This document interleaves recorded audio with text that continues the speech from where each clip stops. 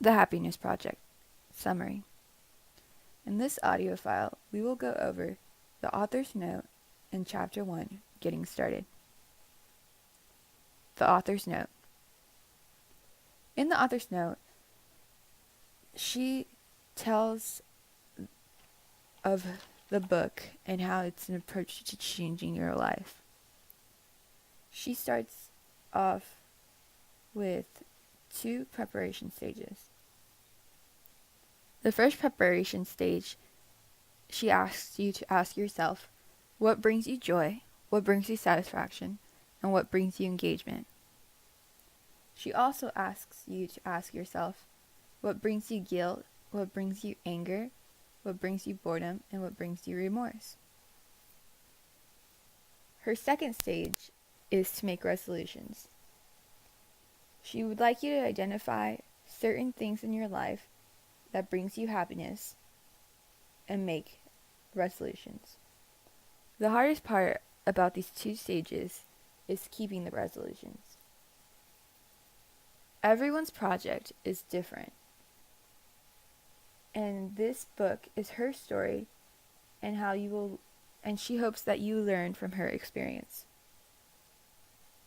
Chapter 1. Getting Started. She starts the book off with her sitting on a bus, her explaining she was sitting on a bus and it was a rainy day and she had an epiphany that she was wasting her life, that the years were slipping away from her. She goes on to tell you that she started off as a lawyer and now is a full-time writer, and she lives in the Upper East Side of New York City. She had it all, but she was not happy. She has kids and she's married. She goes on to tell you that she wasn't depressed and she was not having a midlife crisis. All she really wanted was to appreciate her life. Her first approach to happiness was in a business way. She went to the library and got a lot of books to study happiness. She soon found many paradoxes. She wanted to take herself more seriously, but take herself less seriously at the same time. She wanted to use her time well, but she wanted to wander and play. She wanted to think about herself, but she also wanted to forget about herself. In the end, she just wanted to perfect her character. She explored everywhere for the answer of happiness. She went to Plato, Oprah, the Dalai Lama, and she found answers everywhere. She even found it in a fortune cookie. Quote, "Look for happiness under your own roof." Unquote.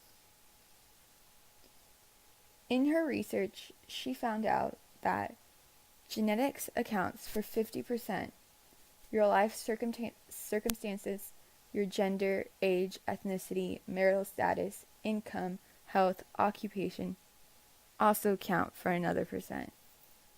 Your religious affiliation can count up to 10 or 20%. But the rest of the percentage remains on the person and how he or she acts. Their actions, your actions, are a big part of your happiness. She goes on to tell you that everyone seeks out happiness, whether it's getting an A on a test, or buying the newest car, or going to see your grandma and grandpa on the weekend. Those are things that make you happy and you seek them out. She goes on to say that the laws of happiness are fixed, just like the laws of chemistry, and that the application is hard.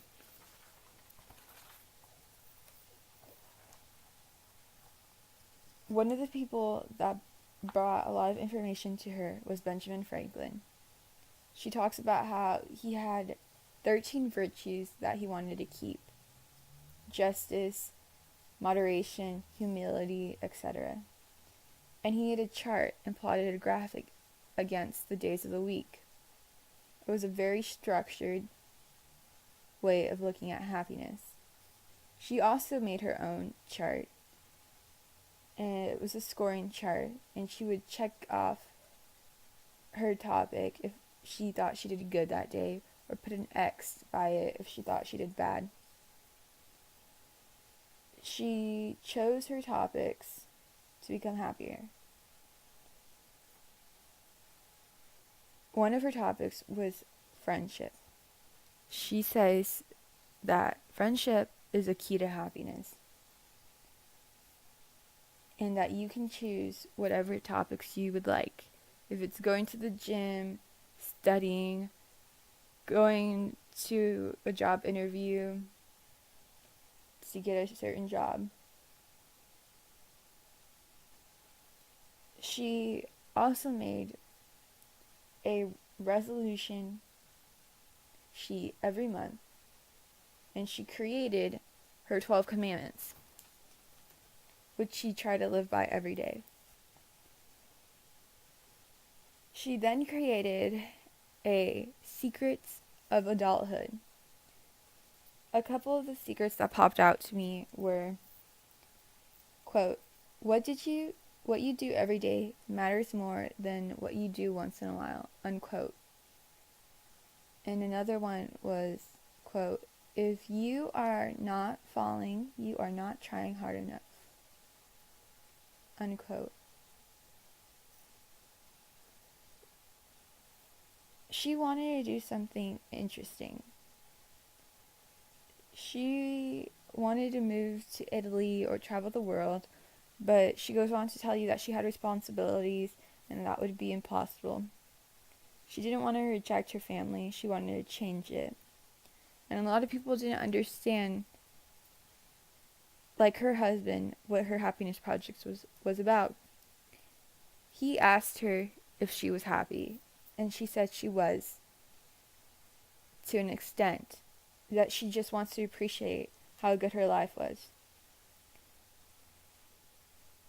She goes on to tell you that people learn a lot from each other. Happy people will get further in life. Being happy boosts people around you. This is a summary for the author's note and chapter 1, getting started.